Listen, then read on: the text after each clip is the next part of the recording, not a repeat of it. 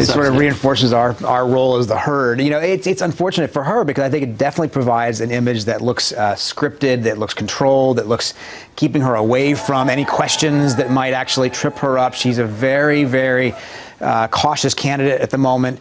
New York Times reporter Peter Baker on CBS News Face the Nation criticizing Hillary Clinton after her latest campaign stop over the weekend sparked outrage among members of the media community. Mrs. Clinton in New Hampshire for the 4th of July, and during the parade in which she participated, her campaign roped off reporters so they wouldn't interfere with the candidate meeting voters one-on-one. So, what does this say about Hillary Clinton's campaign? For more, let's welcome in our panel from Newsmax New York. We've got Rick Ungar, senior political contributor, Forbes.com, and the co-host of The Daily Wrap, seen here on Newsmax TV. And Skyping in from L.A., Larry Elder, political analyst and Newsmax contributor. Gentlemen, to you both, thanks for your time on Newsmax Prime. Rick, you're our resident Democrat. What about the rope reining in the media in New Hampshire? It was ridiculous. It was just the worst possible visual. You know, I don't know if Hillary knows this, but she's actually not the first person to walk and participate in a parade. And somehow every other candidate's managed to figure out how you deal with the press and still participate in the parade without them flying all over you. It's kind of simple. You meet with them before or you meet with them after and you let them know that's what you're going to do and they don't bother you during the parade. What happened there was outrageous. I just don't understand their thought processes. I really don't. Larry, as conservatives, you and I have a bit of suspicion about the dominant media culture. Will the Washington press corps swallow hard and take this in stride, give Hillary the benefit of the doubt, or is this really put a burr in the media's saddle?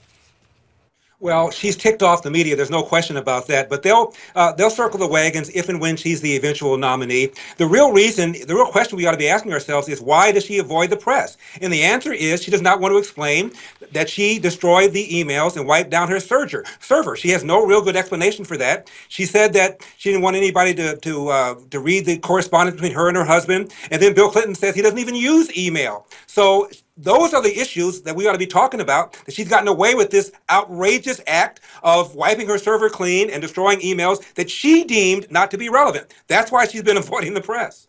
All right, she's dodging I don't think she's gotten away with it. And by the way, don't be so sure the media will circle the wagons. I've never yet seen a presidential candidate who became more open to the press once they were in the White House. In fact, it's usually just the opposite. So believe me, the press is well aware of the fact that if she's going to be that hard to get to now, it's going to become really bad should she end up in the White House. We'll take it from you because you know that side of the aisle. Now, another candidate making news, Donald Trump, always in the news. Late this afternoon, his campaign released a three-page statement. It reads in part, the United States has become a dumping ground for Mexico and, in fact, for many other parts of the world. On the other hand, many fabulous people come in from Mexico and our country is better for it. But these people are here legally and are severely hurt by those coming in illegally. I'm proud to say I know many hardworking Mexicans. Many of them are working for and with me. And just like our country, our organization is better for it. Larry, Trump in this statement says that people are ignoring some of what he had to say in the opening day of his campaign and distorting his real position. He's saying that he's tough on illegal immigration, but not tough on Mexican people in general. Your take on the fallout, will this statement stem the criticism? It won't stem the criticism. What Donald Trump said was clumsy at best and unfair at worst. I know what he was trying to say. Maybe it's one of those instances where he should have used a teleprompter. But I'll tell you something, JD. I don't understand how Donald Trump becomes poster boy for bigotry in this country while Al Sharpton, who's been embraced by the White House, embraced by NBC, is okay. Al Sharpton has said very incendiary things, arguably more incendiary things than Donald Trump has said, but he's gotten a complete pass. Well, maybe one reason is this time around, Larry, Al Sharpton ain't running for president.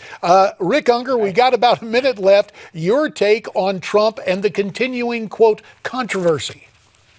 Yeah, I don't think he really wants to stem the criticism and the controversy. Let's face it, this is exactly what works for Donald Trump. Keeps him in the press. It's shot him up in the polls.